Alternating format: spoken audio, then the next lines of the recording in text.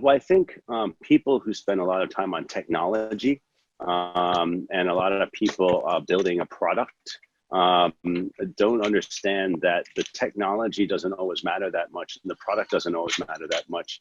You have to actually have to solve a problem that people have. So you identify the problem, and then you build the product, right?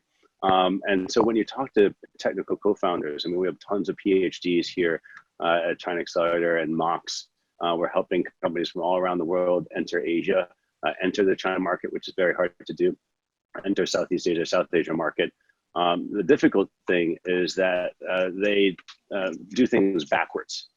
So they start with tech, and then they go to product, and then they go to the market. And that's a massive waste of time because when they go to the market, they might have spent a year and a half building something, and they don't know whether or not the customers are out there for it. They're solving a problem, but they haven't proven with data that problem is something that people have, and that problem is something that people who have it are willing to pay money to solve it. So what we help, one of the biggest tools is like, okay, what's the problem that you're solving? And then, okay, how are you solving it? And of course, why are you special? Why are you the best team in the world to solve that? So it's a bit of a mental mind shift because people who spend lots of time on building breakthrough science don't spend a lot of time thinking about their customers, whether it be a consumer or a corporate. And so one of the tools that we provide is the ability to find what we call product market fit, or maybe it's market product fit. So have a market, have a challenge or an opportunity, and then build a product that solves for that opportunity or challenge, and utilize technology to make that quantum or that super jump whereby you are disrupting and really changing fundamentally how things are being done.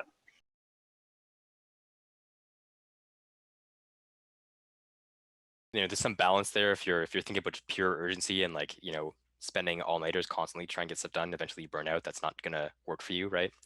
But I would say using urgency on your team is a funny one to work with, because I think what works the best is when you as a collective group of co-founders work together on something, and then everybody sees how that process is going, what the urgency really is, and then your staff as well can be involved in seeing that we do have to get this next milestone, or else we're not going to raise funds, which means that our company's not going to work.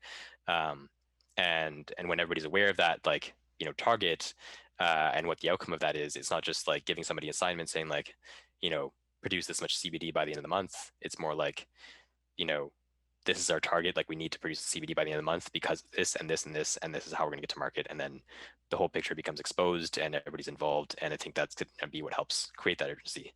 And then if somebody, ideally you kind of create incentives too to deliver earlier than that, which means that, if we produce by the end of the month, then that's our target. If we produce too late, then that's going to be bad. If we produce in 2 weeks, then something else, maybe that's valuation is higher and some investor promised you something, then you can see if you can create that urgency there.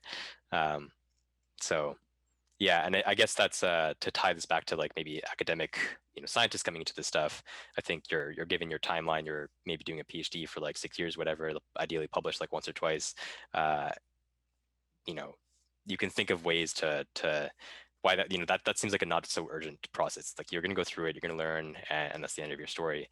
I think in our case, it's about getting products to market. It's about generating return on investment. It's about ultimately getting products to people who need them, who are going to die otherwise almost. There's real suffering that's happening that you can address, and that's at least for me what maybe drives me the most, when it's oh yeah, yes, I'll invest in stuff, all this other things, but for every day that goes by that this isn't out there, then people are suffering, and then we have a way that can address that. What are we going to do to get there? Yeah.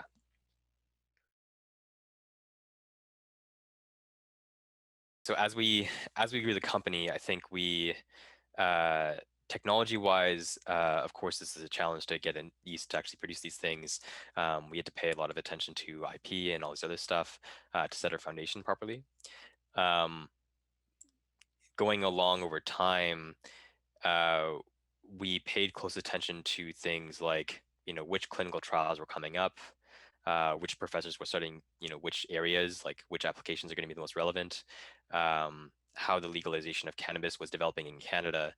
And I would say some of the key things that, made that were important for us in our position were, participating in some of that development of the regulations in Canada. And we have this really nice story where during the time that Canada was preparing for its, countrywide legalization of like consumer use cannabis, we had this opportunity to submit, public opinions, from us as a company, and so we participated on, provincial level and nationwide level just to make sure that the people heard our story.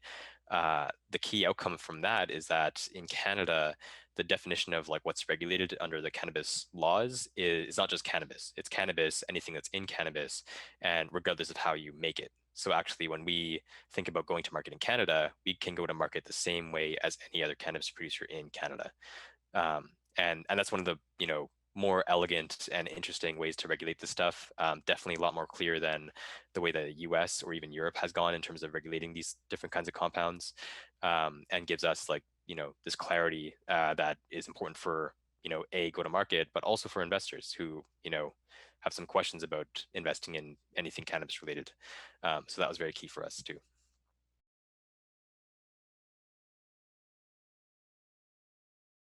There's always the technology that is way too advanced, but not advanced enough in a way for its market, and in particular technologies that are not sure whether they can fit themselves into a product that can be sold to consumer directly, or whether or not it should become a layer of sorts of technology that should be sold B2B. And so the timing issue that I often see is just kind of a euphoria on a piece of technology that people really want, but the entire environment is not really there for it, or the financiers sometimes are just not there for it as well. You cannot assume that because you are building something that people want, that there will be infinite amount of money to back it up. You do have to have a business model at the end of the day that works, and often novelties are very difficult to monetize, or if you manage to monetize them, they might disappoint. So I guess that's the real timing is when the market and the technology meet in the middle, and then everything surrounding it in terms of cost and business model start to make sense.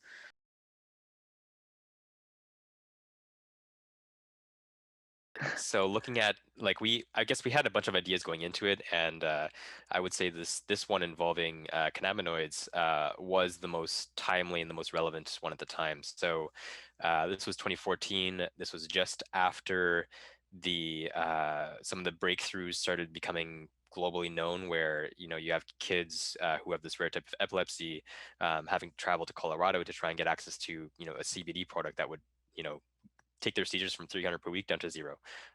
Is this miracle thing that was being talked about. And 2014 was kind of the year where there was a turning point in Canadian regulation, where there was allowed to be more privatized, like medical cannabis industry. We had this wave of science and pharmaceutical interest, of course, based on the story. It was when a lot of the big activism in the US as well was pushing towards like medical cannabis legalization and getting medical access to these compounds.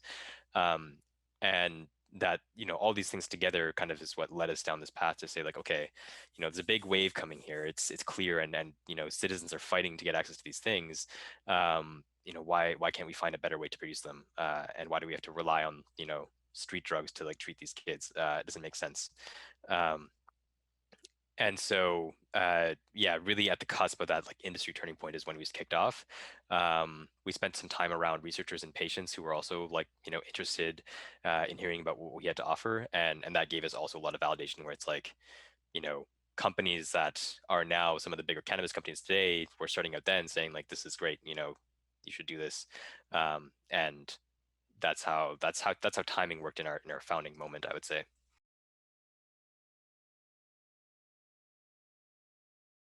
We were less worried about them at the time. I think we did pay close attention to some of the newer startups coming up, but that was still early days for a lot of, you know, our competitors as well, and for us. Nowadays, like, competition is getting more fierce. There's a lot of like bigger names jumping into the, you know, cannabinoid biosynthesis space, and now we're keeping a lot closer tabs on, you know, where we go and how we announce things and so on and so forth. Um, and so I'd say earlier days didn't have too much, like, we didn't see too much competition. That was good. Like, we went for it, and it was the right time for us to kind of start up. Today, starting up would be like, you know, we're happy to be leaders of the pack because we've spent 6 years working on this, and now we're at the top. But if we started now today from scratch, then like that's going to be, you know, brutal. Or if we started 2 years ago even from scratch, then it's still going to be a, you know, it's a journey to go on this technology. And now we're at the right. I think that was the right time, and now we're in the right place.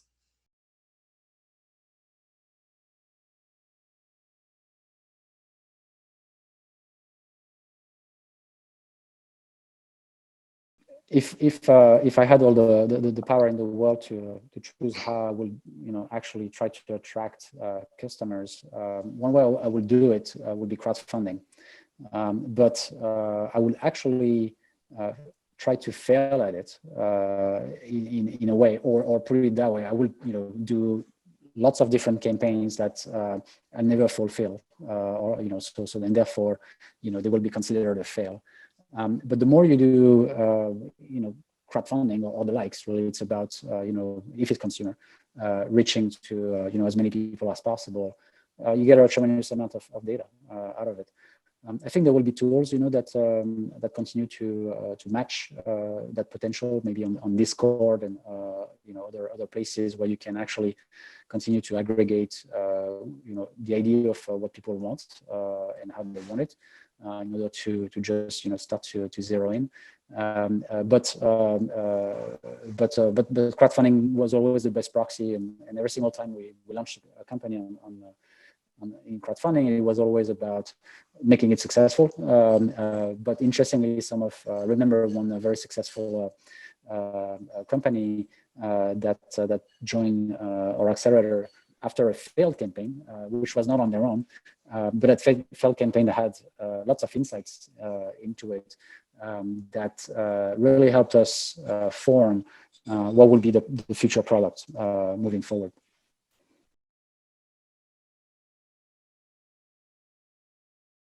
I think it does change a bit of your strategy where, like, if you're trying to own a particular niche and it's a small niche, then like that's where you're going to fight over a small piece of a small pie, right? If it's a bigger pie, then you have a better opportunity to capture like at least a small piece of that big pie, and then that's valuable. It's much more valuable than fighting over a small niche product, right? Or you can strategize and think about like what it's going to take to be competitive to kind of stay ahead of the competition, and that might involve doing something interesting where maybe it's a licensing exercise, maybe it's a partnership of some sort. Maybe you want to license your technology to a competitor, and then they can, you know, compete better on that market. Then you've also captured a share of the market. There's all kinds of ways to think about that, right?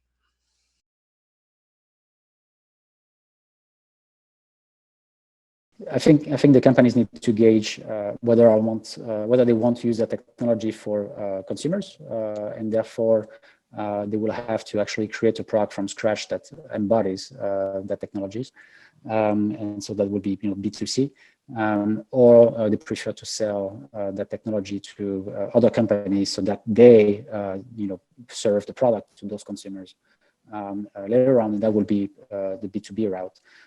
It's a very difficult choice, and in particular, it's always very entertaining or very exciting to think that you want to go to sell everything that you have to consumer. But unfortunately, it can be also very expensive to reach out to everybody, and it can be whatever technology you have built, and you maybe had some brilliant delivery there and execution, it doesn't mean that you will find the right form factor for the product. And there are actually many different ways to use technologies. It can be embedded into computers, it can be embedded into mobile phones. Does that mean that you have to create a laptop from scratch, or do you have to create a mobile phone from scratch? Perhaps, if you have a hologram, amazing super flat technology that can fit into a mobile phone, maybe you should build a mobile phone on your own, but maybe not, because building a mobile phone is going to cost you, hundreds of millions of dollars, if not billions. But if you sell the technology to, Samsung and others, maybe they will, allow you to create a very healthy company, and maybe you can go on and build other types of technologies, or continue with that technology and improve it over time, and still become a big company. So that's really a very big market assessment to be done.